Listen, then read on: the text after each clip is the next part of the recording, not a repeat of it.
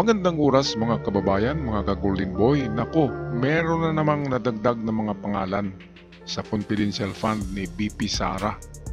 Halos buwan-buwan ay merong lumilitaw ng mga bagong pangalan. Kung noon ay merong Mary Grace Piatos, Fernando Timpura, Carlos Oishi, Chippy McDougals, Pia Piatos Lim, Renan Piatos, Xiaomi 8, Raimundo J. Nuba, May Pamana, Dan Pic 8, Alan Rick 8, meron palang 8 brothers eh. Glyza Ranger, merong Ranger. Ito yung yung last month, J. Camote, Roman Felicidad, Romeo Felicidad, Maggie Mango. Ayan may J. Camote, may Maggie Mango. Talagang gawang-gawa lang ng mga pangalan to, mga invento lang. Ngayon meron ding lumalabas na Dudong Brothers. Ito yung Dudong Alcala, Dudong Barok, Dudong Bina, Dudong Bunal, Dudong Barong. Well, yan yung mga pangalan, pero mayroong bago ngayon eh. Tingnan natin yung bago Sandali lang. Hanapin natin yung listahan. Ito yung listahan ng bago. Ito, tingnan natin ang bago Bago ngayon, news update. Pinakabago na lumabas ng mga pangalan ng confidential fund ni BP Sara. Kaya takot umuwi si BP Sara Kasi pag uwi siya, ito yung harapin niya. Ito, the House Leader flags more names in Vice President Sara Duterte's confidential fund recipient list. Ito yung di umano yung mga tumanggap. Kaya naubos ang 500 million. Grabe Ito, mukhang mga pangalan ng mga nasa grocery na mga bagay.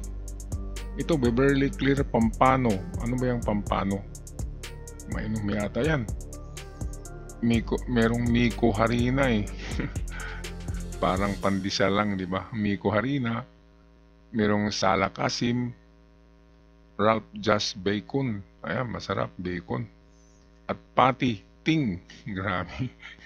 Dinugtong lang Pati Ting Patty Ting. So merong 1, 2, 3, 5. 5 bagong pangalan. Walang birth certificate. Sa National Statistics Authority, walang death certificate kung namatay man. Wala lahat. Kaya mga imbento, ghost talaga yan ng mga recipients ng confidential fund.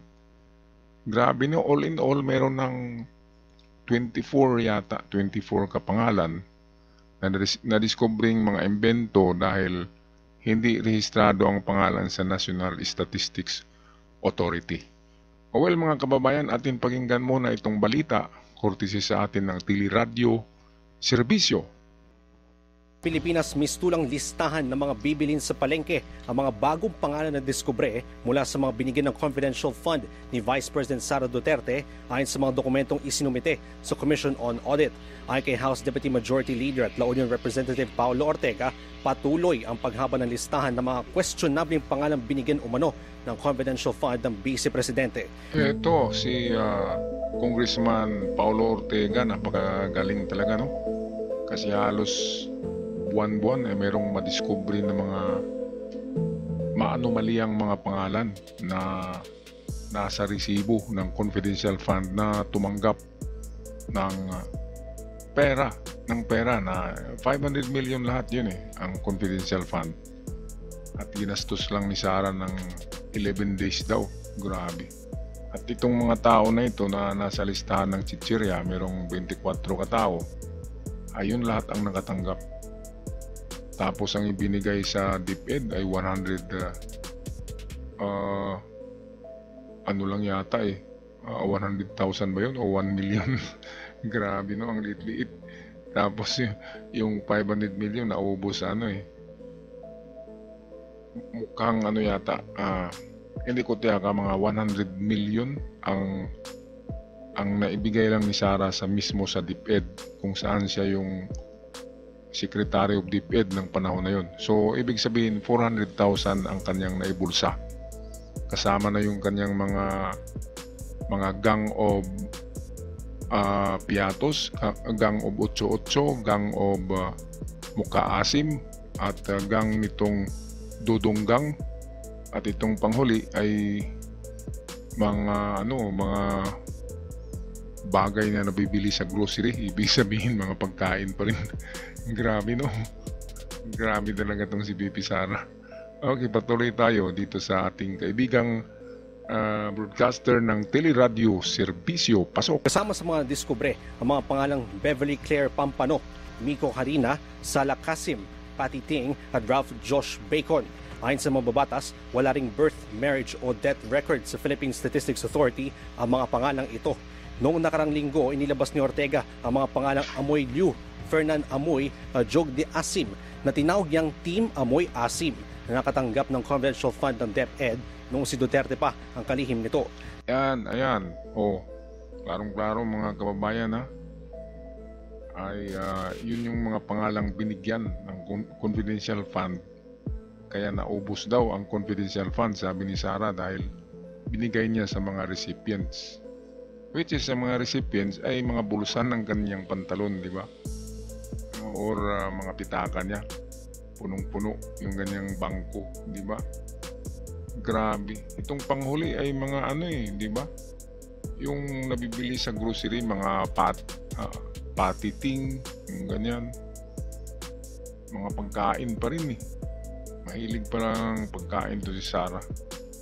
Ngayon, wala talaga. Kahit isa sa 24 kapangalan, ang lahat ng yan ay walang mga records sa PSA. Sa Philippine Statistics Authority, wala. Kahit sabihin namatay, walang record na namatay. Walang record na isinilang, talagang imbento. Ngayon, malalaman kasi yan na resibo na authentic yan sa hearing, kasi mga exhibit na yun eh. Tinatago na yung mga resibo na yun, naka-exhibit na, may mga numero na yun. Kaya yun, may pirma si BP Sara doon, hindi niya maipagkaila yan. Talagang lagot siya. Bilib lang ako kay Sara, no? Parang hindi ma-stress eh. Parang hindi siya ma-stress doon sa dahig. Na alam niya na ang kanyang tatay ay di na makauwi. At alam niya sa pag-uwi niya ay ito ang haharapin niya.